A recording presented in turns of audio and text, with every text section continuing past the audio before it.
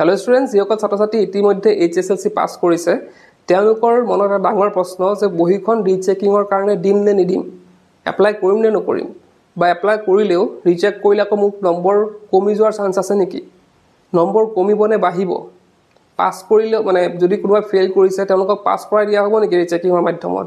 তো এই গোটেইখিনি প্ৰশ্ন আজি উত্তৰ দিম এই ভিডিঅ'টোত। তো ৰিচেকিং প্ৰচেছটো অলৰেডি যিহেতু ষ্টাৰ্ট হৈছে, বহুতৰে হয়তো কনফিউজনত আছে তেওঁলোক যে এপ্লাই কৰা উচিত নে অনুচিত।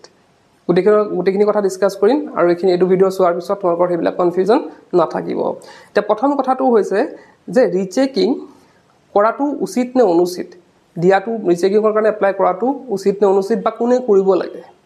এতিয়া চোৱা, তোমালোকৰ যদি নম্বৰৰ এটা হিউজ ডিফাৰেঞ্চ আহি আছে, যদি তোমালোকে ভাবিছিলা যে মই এইটো ছাবজেক্টত 90 পাব লাগিছিলে কিন্তু মই কিমান পালোঁ 60 পালোঁ বা 70 পালোঁ, তেনেকুৱা যদি তোমালোকৰ কনফিউজন আছে তেতিয়া তোমালোকে ৰিচেকিঙৰ কাৰণে এপ্লাই কৰিব পাৰা। এতিয়া মোক যোৱাকালিয়ে এজনে মেছেজ কৰিছিলে যে তেওঁ সংস্কৃতত এক্সপেক্ট কৰিছিলে 84 পাব কিন্তু আহিছে মাত্ৰ 49। তো এটা হিউজ নম্বৰ গেপ আহিলে, হয়নে? প্ৰায় 30 মাৰ্কছৰ তেওঁলোকৰ 30ৰ ওপৰ আহিলে, 30 মাৰ্কছৰ কি আহিলে, এটা ডিফাৰেঞ্চ আহিলে। তো সেই 30 মাৰ্কছৰ ডিফাৰেঞ্চটো এটা হিউজ ডিফাৰেঞ্চ, কাৰণ ভাবাতকৈ বহুত কম পাইছে। তো যদিহে তোমালোকৰ ভাবাতকৈ কম নম্বৰ পোৱা তেতিয়া তোমালোকে ৰিচেকিঙৰ কাৰণে যাব পাৰা, কিন্তু যদিহে তোমালোকে ভাবাতকৈ ধৰা 3, 4, 5 তেনেকুৱা নম্বৰ কমি আছে তেন্তে তোমালোকে ৰিচেকিঙৰ কাৰণে নোযোৱাই ভাল। এতিয়া কথাটো হ'ল যে ৰিচেকিং কৰিলে নম্বৰ বাঢ়ে নে কমে, বা পাছ ফেইল কৰিলেও পাছ কৰাই দিয়া হয় নেকি। এতিয়া ৰিচেকিং কৰিলে এটা কথা মনত ৰাখিবা, ৰিচেকিং কৰিলে কেতিয়াও কিন্তু নম্বৰ নকমে, নম্বৰ বাঢ়া দেখা যায়, বহুতৰ নম্বৰ বাঢ়ে, কেতিয়াবা চেমো থাকে, কিন্তু ৰিচেকিং কৰিলে কেতিয়াও নম্বৰ নকমে। কাৰণ যদিও তোমালোকে ৰিচেকিং কৰোঁতে নম্বৰ কমিও যায়, তেওঁলোকে হিচাপত যদি কমো পায় তেওঁলোকে কিন্তু সেইটো কমাই দিব নোৱাৰে। কিহৰ কাৰণে দিব নোৱাৰে, কাৰণ তেওঁলোকেই যিহেতু সেইখিনি মাৰ্কছ কাউণ্ট কৰিছিলে, তেওঁলোকে মাৰ্কশ্বিটখন বনাইছিলে, গতিকে তেওঁলোকৰ ভুলবশত হয়তো তোমালোকে নম্বৰ এটা পাই আছা, কিন্তু তেওঁলোকৰ মিষ্টেকৰ কাৰণে তোমালোকৰ নম্বৰ কমাই দিব নোৱাৰে।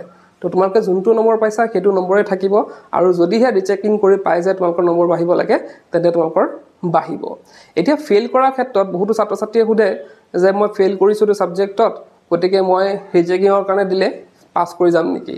তো সেইটো কথা তেনেকুৱাই যে তোমালোকৰ যদি পাৰ্টিকুলাৰ ছাবজেক্টত ধৰা 20 পাইছা কিন্তু তোমালোকৰ পাব লাগিছিল 50, 60 বা 40 পাব লাগিছিল ধৰি লোৱা, তো যদিহে নম্বৰৰ হিউজ ডিফাৰেঞ্চ আছে তেন্তে তোমালোকে এপ্লাইৰ কাৰণে যাব পাৰা, কিন্তু এনেই এপ্লাই কৰি লাভ নাই।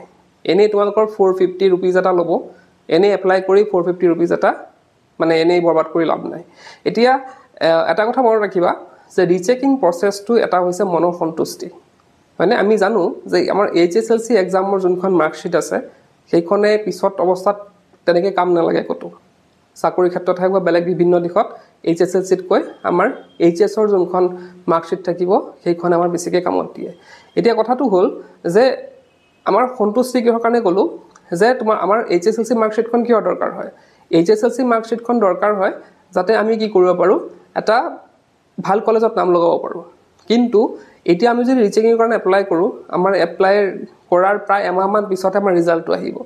এতিয়া ৰিজাল্ট অহালৈকে আমিতো বহি নাথাকোঁ, আমি অলৰেডি এডমিশ্যন ল'বই লাগিব, কাৰণ এডমিশ্যন প্ৰচেছটো ষ্টাৰ্ট হৈ গৈছে, বিভিন্ন কলেজত এডমিশ্যন হৈও গৈছে। গতিকে সেই কলেজত এডমিশ্যন হোৱাৰ লগে লগে আমাৰ হাতত যেতিয়ালৈকে ৰিচেকিঙৰ মাৰ্কছ আহিব তেতিয়ালৈকে আমি অলৰেডি কলেজত পঢ়ি থাকিম। গতিকে সেইটো এটা কি হ'ব, মনৰ সন্তুষ্টি হ'ব। তথাপিও তোমালোকে এপ্লাই কৰিব পাৰা যদিহে তোমালোকে ভাবা যে মই ভাবিছিলোঁ 90 কিন্তু পাইছোঁ 70, গতিকে তোমালোকৰ এটা কি হ'ব, মনৰ এটা কি থাকিব, মানে এনেকুৱা লাগিব যে মই ইমানখিনি কষ্ট কৰি ইমানহে পালোঁ। গতিকে তোমালোকৰ সেই মনৰ ছেটিছফেকশ্যনৰ কাৰণে তোমালোকে এপ্লাই কৰিব পাৰা, কিন্তু মানে এপ্লাই কৰিলেও মাৰ্কশ্বিটখন ধৰা দেখিবলৈ পিছৰ অৱস্থা ধুনীয়া হ'ব যে মাৰ্কশ্বিটখন ইমান নম্বৰ পাইছিলে, ইমান বিষয়বস্তু লেটাৰ পাইছিলে, তো সেইটো দেখিবলৈ ধুনীয়া হ'ব, কিন্তু সেইখনৰ ধৰা ইমান কাম নাহিব। এতিয়া higher secondary second year result check কৰিবলৈ তোমালোকে প্লে ষ্ট'ৰত যাবা, প্লে ষ্ট'ৰত গৈ টাইপ কৰিবা আছাম 12 ৰিজাল্ট 2024, তো টাইপ কৰিলোঁ। তাৰপিছতে আমাৰ যোনটো ফাৰ্ষ্ট এপ্লিকেশ্যন আছে 10 to 12 বৰ্ড ৰিজাল্ট, সেইটো ক্লিক কৰিবা আৰু ইনষ্টল বটনটো ক্লিক কৰি দিবা। তো আমাৰ চোৱা ডাউনলোড হৈ আছে এতিয়া। তো ডাউনলোড হোৱাৰ পিছতে আমি কি কৰিম, তাক অ'পেন কৰিম। অ'পেন কৰাৰ পিছতে আমাৰ ইয়াত বৰ্ডটো ছিলেক্ট কৰিব লাগিব। আমি কি কৰিম, আমি ডাইৰেক্টলি ছিলেক্ট কৰিব পাৰোঁ বা আছাম বৰ্ড আমি টাইপ কৰিব পাৰোঁ। তো আছাম বৰ্ডটো আমি ছিলেক্ট কৰিম। তো আছাম বৰ্ডটো ছিলেক্ট কৰাৰ পিছত ক্লাছ 12 ছিলেক্ট কৰিব লাগিব। তাৰপিছতে তোমালোকৰ ইয়াত ইয়ৰ ৰিজাল্ট তাত ক্লিক কৰিবা তো তাত চেক ইয়ৰ ৰিজাল্ট আছে তাতে গৈ পেলাই তোমালোকে ৰিজাল্ট চাব পাৰে তো এইখিনি আছিলে আজিৰ ভিডিঅ'টোত আশা কৰিছোঁ ৰিচেকিং বিষয়ে গোটেইখিনি কনফিউজন তোমালোকৰ আজি দূৰ হৈছে তেন্তে আজিৰ ভিডিঅ'তে শেষ কৰিলোঁ কিপ ৱাচিং কেলাৰ